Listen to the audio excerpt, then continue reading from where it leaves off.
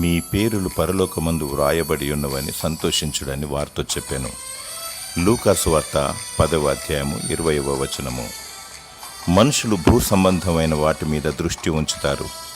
అందము, ధనము, సంపద, హోదా, చదువు, జ్ఞానము, వీటిని బట్టి ఆనందిస్తూ ఉంటారు. పరలోకపు విలువ, దాని మర్మము తెలియకుండా సాతానుడు మనోనేత్రములకు గురుడితనము కలిగిస్తూ ఉన్నాడు.